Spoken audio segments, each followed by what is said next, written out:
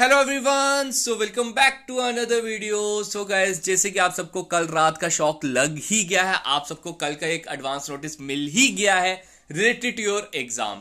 Guys, मैंने आप सबको पहले ही कहा था कि 10 दिसंबर को आपका एग्जाम है और कल जेकेएसएसबी ने नोटिफिकेशन जारी करके आपको बता दिया, कंफर्म बता दिया कि 10 दिसंबर को आपका वीएलडब्ल्यू का एग्जाम होने जा रहा है। गाइस, अगर बात करें अब इसकी नेक्स्ट 30 डेज की स्ट्रेटेजी क्या जाने वाली है। गाइस, अगर बात करें नेक्स्ट जो 30 डेज है बड़े ही बहुमूल्य हैं एज एन एस्पिरेंट। आप सबको तो अगले 30 दिन बहुत ज्यादा त्योहार है, बहुत ज्यादा शादियां हैं। सर, इन सबसे थोड़ा सा बच के रहना पड़ेगा, इन सबसे थोड़ा सा दूर रहना पड़ेगा, अपने टारगेट के ऊपर ज्यादा फोकस रहना पड़ेगा। उस पर्पज के लिए मैं आज के एक इंपॉर्टेंट ये जो वीडियो है बना रहा हूं। कल रात को मैं आपको बताऊं, बड़े से स्टूडेंट्स के साथ मेरी बातचीत चलती रही, देर रात तक चली है। बड़े से स्टूडेंट्स जो मेरे साथ जुड़े हुए हैं, इंस्टाग्राम पे जुड़े हैं, तो उनके साथ बातचीत चल रही है कि सर अब अगले 30 दिन हमारा क्या होना है, क्या करना चाहिए जिससे हमारा 30 दिन का आउटपुट 60 दिन के बराबर हो जाए। हमने इस तरह से प्रिपरेशन हो जाए कि हम जब 10 दिसंबर को एग्जाम देने जाए तो हमारी प्रॉपर प्रिपरेशन हो चुकी हो। तो चलो यार, बिना टाइम वेस्ट करते हुए आगे बढ़ते हैं, बात करते हैं कल का जो सिलेबस में चेंज भी आया है। लेकिन उससे पहले भी मैं आप सबको बता दूं डैट कल मुझे बड़े ज्यादा मैसेज आए हैं। आप सबको तो कल आपका जो जेकेएसएसबी वीएलडब्ल्यू का एग्जाम पैटर्न है वो भी चेंज कर दिया गया। जो एक आपकी जो वेटेज थी वो चेंज कर दी गई, जो 20 मार्क्स थे वो 24 के कर दिए हैं, मैथ्स 18 का कर दिया है। अब गाइस देखो, आप सबको पता है हमने पहले के 10 मॉक्स तो अपलोड किए हुए हैं। अब हम आपको 5 न्यू मॉक दे देंगे, फुल मॉक देंगे जो आपका न्यू पैटर्न के ऊपर बेस्ड होगा। क्लियर है? मतलब कल से मैसेज आए थे कि सर नए मॉक्स बनाओ, सर जो पुराने वाले उनको अपडेट कर दो। देखो, पुराने वालों को हम अपडेट नहीं कर पाएंगे। जो पुराने 10 पढ़े हैं वैसे वो 10 के 10 दो, उसमें आप क्या करो 100 मार्क्स के अकॉर्डिंग दो। लेकिन जो नेक्स्ट 5 आएंगे मैं 5 और आपको प्रोवाइड कर रहा हूं। ठीक है, जो तो पहले के एनरोल्ड है उनको कोई पे करने की जरूरत नहीं है, जो एनरोल्ड है उनको 189 की कॉस्ट पड़ेगी। तो 5 न्यू फुल मॉक टेस्ट उसमें ऐड कर दिए जाएंगे टाइम टू टाइम। अब आगे मैं आपको शेड्यूल भी बता दूंगा, वीडियो को एंड तक जरूर देखना। कहने का मतलब यह है, आपको 5 मॉक टेस्ट एक तरह से एक्स्ट्रा एड ऑन मिल रहे हैं जो पहले के हमारे कोर्सेज में एनरोल्ड है, चाहे वो वीएलडब्ल्यू का फुल कोर्स क्यों ना हो, चाहे वो वीएलडब्ल्यू की टेस्ट सीरीज क्यों ना हो। ठीक है, फुल कोर्स भी आप ले सकते हो जिसमें वीडियो लेक्चर्स, पीडीएफ वगैरह सब कुछ मिल जाएंगे। लेकिन अगर आप टेस्ट सीरीज लेना चाहते हो उसमें सिंपली आपको मॉक टेस्ट ही मिलेंगे। क्लियर है गाइस? अब बात करते हैं सिलेबस की। ये रहा आपका सिलेबस। तो एक बार मैं आप सबको बता दूं, जो नए हैं वो चैनल को सब्सक्राइब कर लेना। मैं आप सबको बता दूं, आपका ये जो है ना पंचायत सेक्रेटरी का वीएलडब्ल्यू का एग्जाम, इसका एग्जाम पैटर्न चेंज हो चुका है। मे बी बड़े से ऐसे स्टूडेंट्स होंगे जिनको इसके बारे में नहीं पता होगा। गाइस, आप सबको बता दूं, ये जो 3 सेक्शन थी, तीनों की तीनों सेक्शन 20 नंबर की थी, अब इन्हें 24 नंबर का कर दिया गया। और जो आपकी क्वांट 15 मार्क्स की थी, अब इसे 18 मार्क्स का कर दिया गया। जो आपकी कंप्यूटर 25 मार्क्स की थी उसे 30 नंबर का कर दिया गया और टोटल आपका 120 मार्क्स का हो गया। कल कुछ स्टूडेंट्स मुझे कहते हैं सर ये भी तो कर सकते थे कि इन 24 वाले इनको 25 कर देते और मैथ्स को सर हम 15 ही रहने देते। देखो, एग्जाम उन्होंने सेट करना है, कंडक्ट उन्होंने कराना है, तो वो जैसे कर सकते हैं। हमारे तो इसमें बस चलता नहीं है, उन्होंने जैसा किया तो किया। और क्वांट के बिना कोई एग्जाम हो नहीं सकता, मैं ये भी बता दूं। ठीक है, क्वांट का थोड़ा सा डर सताते रहता है सबको, कल देख भी लिया था मैंने। तो बात करते हैं गाइस, सबसे पहले जो सबसे तंग करने वाली जो सेक्शन होती है, दैट्स द जनरल अवेयरनेस। ये एक तरह से मैं कहूंगा ये सब कुछ हिला के रख देती है। कभी बहुत मुश्किल भी आ जाएगी, कभी बहुत आसान भी आ जाएगी। जिसको आती है उसको भी एग्जाम से थोड़ी 5 मिनट पहले भी सताएगी, यार जीके कैसी आ जाएगी। ऐसा तो नहीं होगा जो मैंने नहीं पढ़ा होगा वो जीके आ जाए, जो मैंने पढ़ा हुआ है वो उसमें से कुछ ना आए।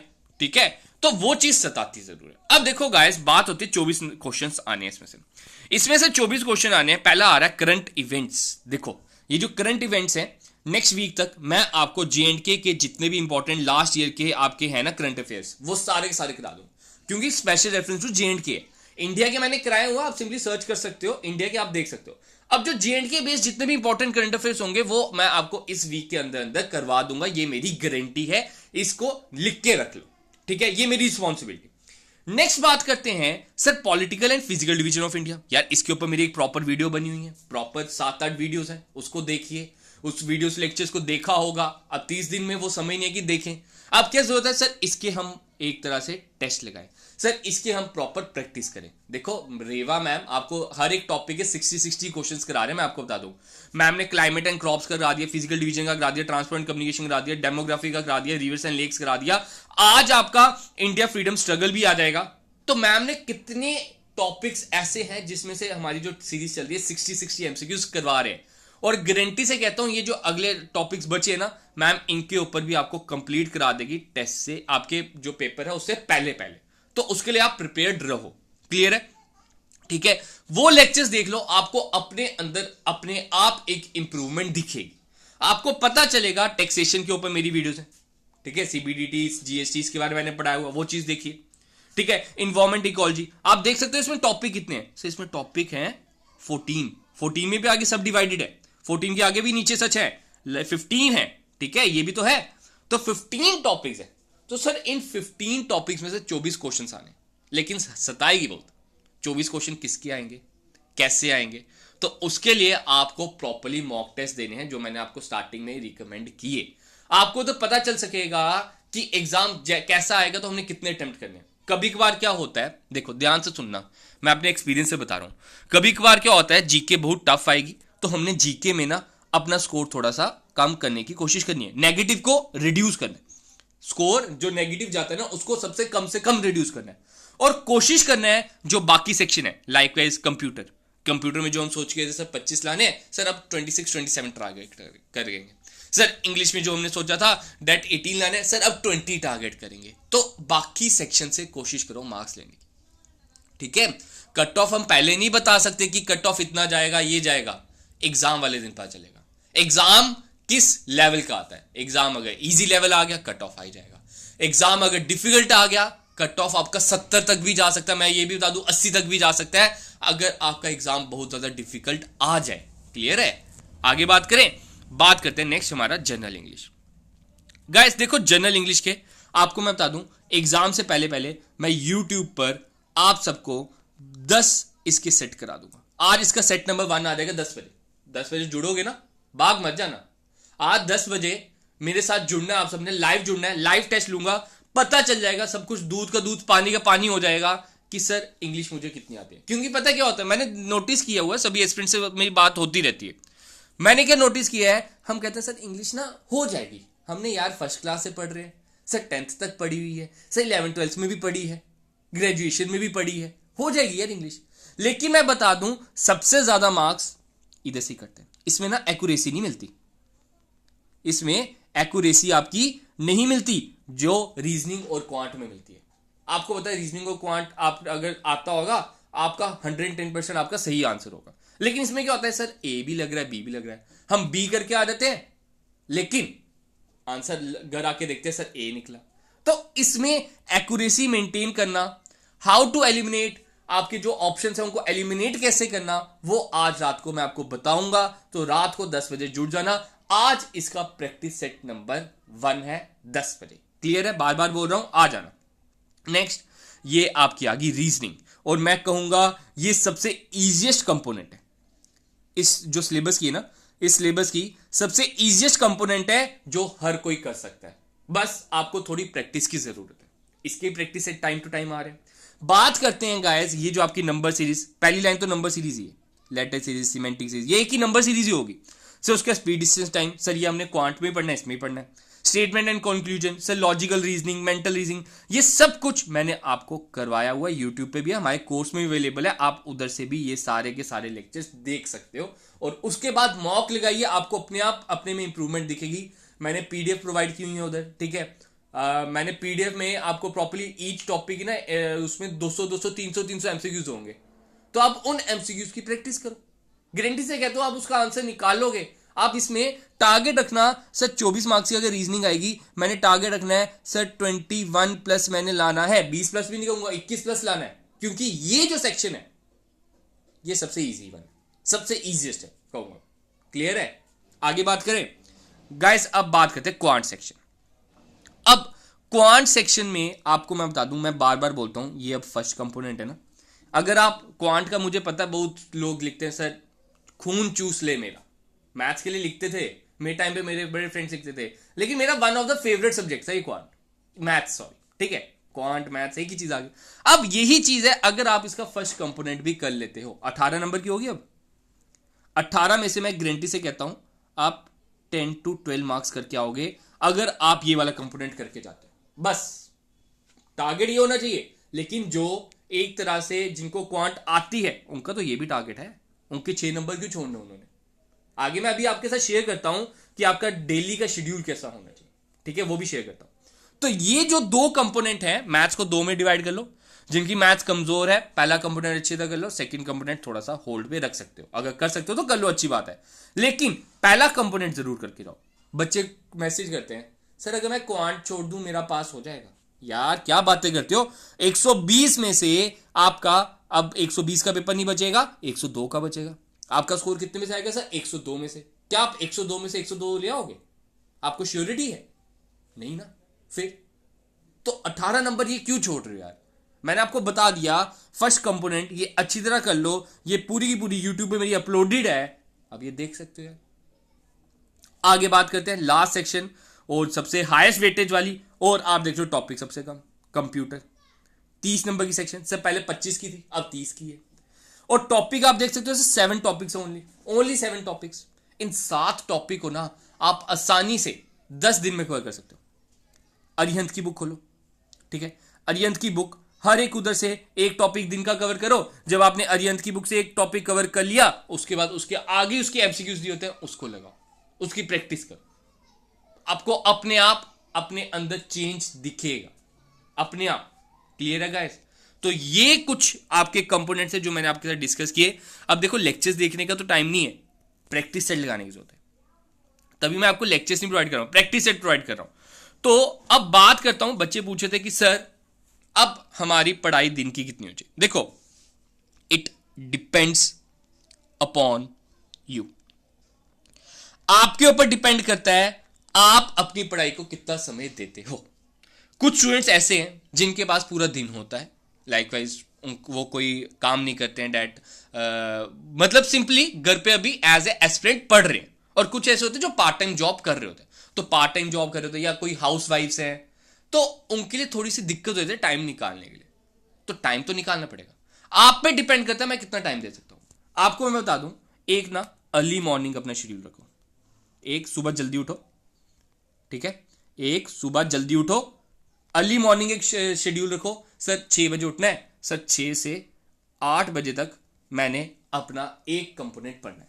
6 से 8 देखो सुबह नींद चढ़ी होती है, आजकल तो सर्दियों का मौसम भी आ रहा है आहिस्ता आहिस्ता, तो नींद चढ़ी होती है, तो ऐसा कंपोनेंट पकड़ो जो नींद खोल दे, जो नींद खोल दे। तो मैं आपको सजेस्ट करूंगा रीजनिंग पकड़ लो, क्योंकि इसके आंसर निकलेंगे ना, रीजनिंग का आंसर निकलेंगे। तो 6 से 8 बजे क्या रखो सर? रीजनिंग का टाइम रखो, हो गया।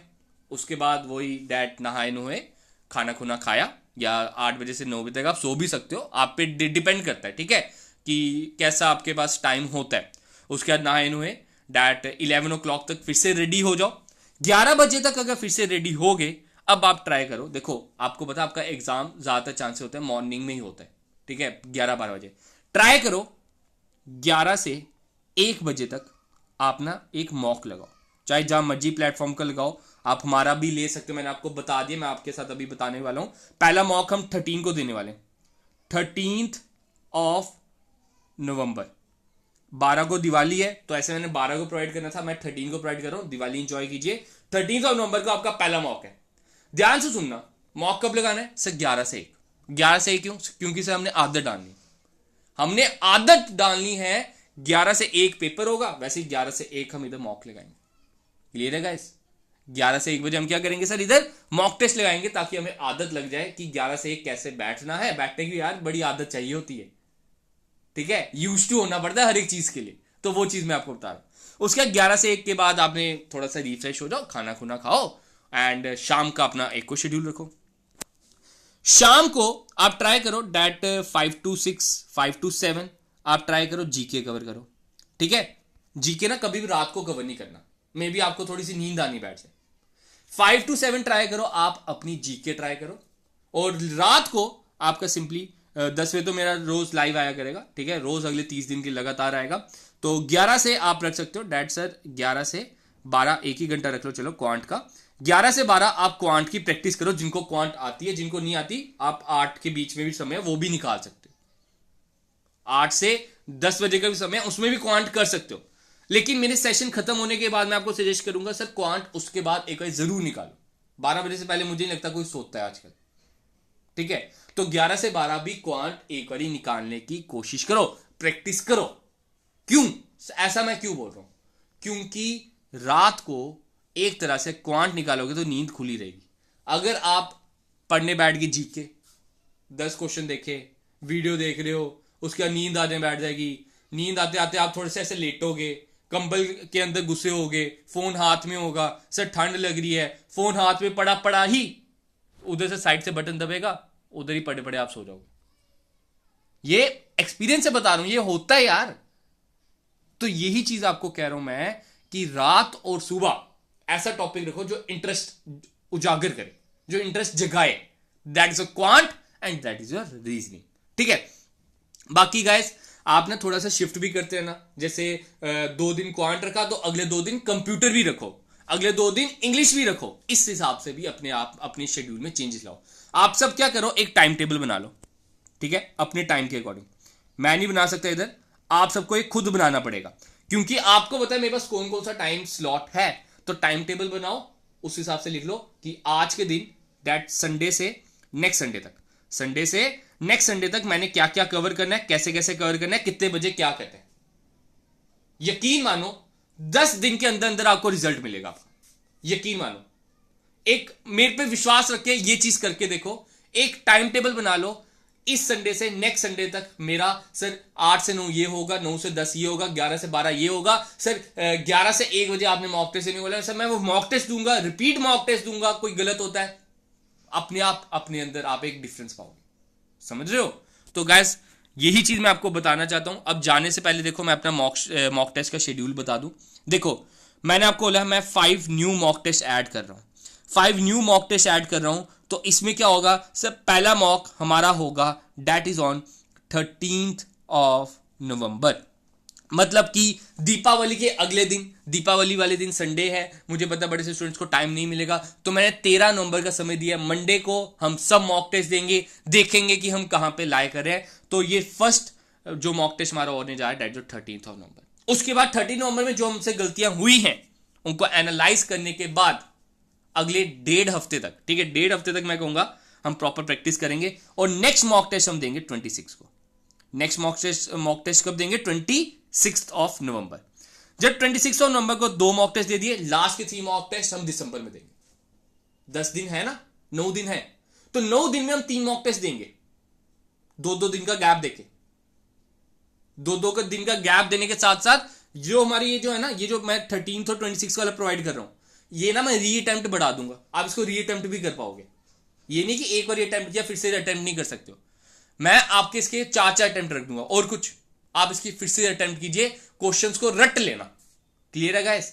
तो मैं आपकी इतनी ही हेल्प कर सकता हूं, अपने एंड से पूरी कोशिश की है आपको बता सकूं, आपको सिखा सकूं किस तरह से आगे पढ़ना है, किस तरह की आगे तैयारी करनी है, क्या स्ट्रेटेजी रहनी चाहिए। तो इतना ही रखते हैं वीडियो। और जाने से पहले मैं आप सबको बता दूं डैट आज शाम को 3 बजे मैम की क्लास है, that is India freedom struggle. ठीक है, 2 क्लासें ले रहा हूं मैं दिन में।